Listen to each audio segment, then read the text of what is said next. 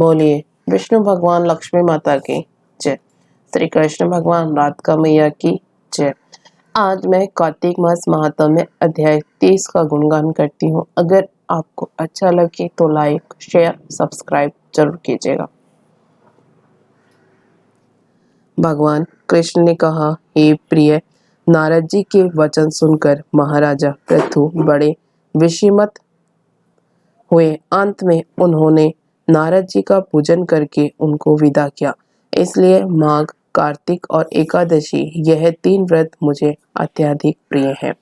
वनस्पतियों में तुलसी, महीनों में कार्तिक, तिथियों में एकादशी और नेत्रों में श्री कार्तिक मुझे बहुत प्रिय है।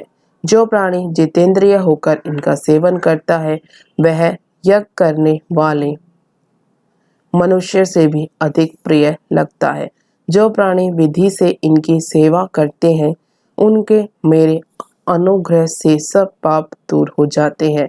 भगवान कृष्ण के वचन सुनकर सत्यभामा ने कहा, हे नाथ, आपने यह बात बड़े आश्चर्यजनक कही है कि दूसरे के लिए पुण्य के फल से कलह की मुक्ति हो गई। यह प्रभावशाली कार्तिक मास आपको अधिक प्रिय है कि जिसे पतिद्रोह का पाप केवल स्नान के पुण्य से ही नष्ट हो गया। दूसरे मनुष्य द्वारा किया हुआ पुण्य उनके देने से कैसे मिल जाता है, और यह आप मुझे बतलाइए। तब भगवान कृष्ण ने कहा, बिना दिया हुआ पुण्य और पाप जिस कर्म द्वारा मिलता है सो सुनो। सत्य युग में देश, ग्राम तथा कुलों को दिया पुण्य या पाप मिलता था, किंतु कलयुग में केवल कर्ता को ही पाप और पुण्य का फल भोगना पड़ता है।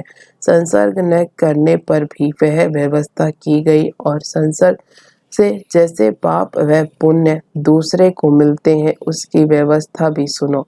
पढ़ना, यज्ञ कराना और एक साथ भोजन करने से पाप पुण्य का आधा फल मिलता है।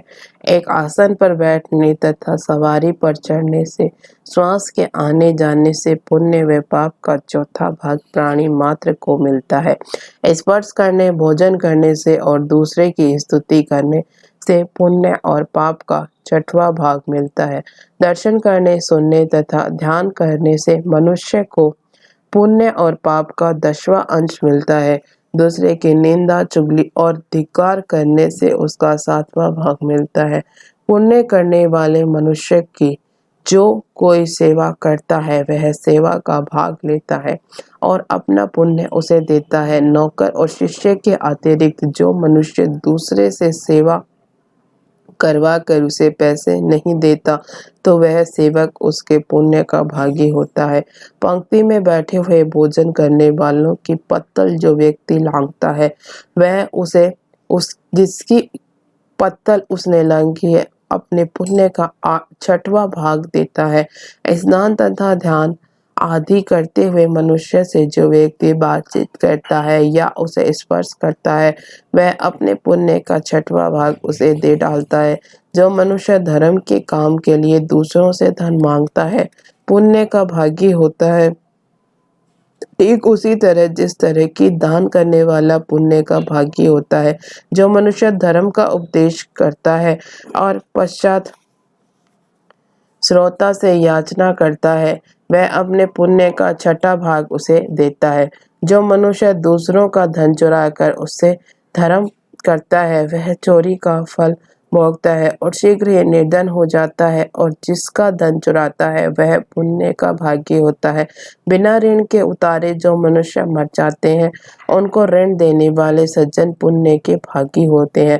शिक्षा देने वाला, सलाह देने वाला, सामग्री को जुटाने वाला तथा प्रेरणा देने वाला यह पाप और पुण्य के 6ठे भाग को प्राप्त करते हैं। राजा के पाप पुण्य के षष्ठांग का भोगी होता है। गुरु शिष्यों का, पति पत्नी का, पिता पुत्र का, स्त्री पति के लिए, पत्नी का पिता पुत्र का, स्त्री पति के लिए पुण्य का 6ठा भाग पाती है। पति को खुश करने वाली आज्ञाकारी स्त्री पति के लिए पुण्य का आधा भाग ले लेती है। जो पुण्यात्मा पराये लोगों को दान करता है वह उनके पुण्य का छठा भाग प्राप्त करता है। जीविका देने वाला मनुष्य जीविका ग्रहण करने वाले मनुष्य के पुण्य के छठे भाग को प्राप्त करता है। इस प्रकार दूसरों के लिए पुण्य अथवा पाप बिना देने के भी दूसरे को मिल सकते हैं, किंतु यह नियम जो कि मैंने बतलाए हैं कलयुग में लागू नहीं होते। कलयुग में तो एकमात्र कर्ता को ही अपने पाप व पुण्य भोगने पड़ते हैं। इस संबंध में एक बड़ा पुराना इतिहास जो कि पवित्र भी है और बुद्धि का देने वाला भी है, ध्यान से सुनो। इसके साथ ही 30वां अध्याय समाप्त हुआ।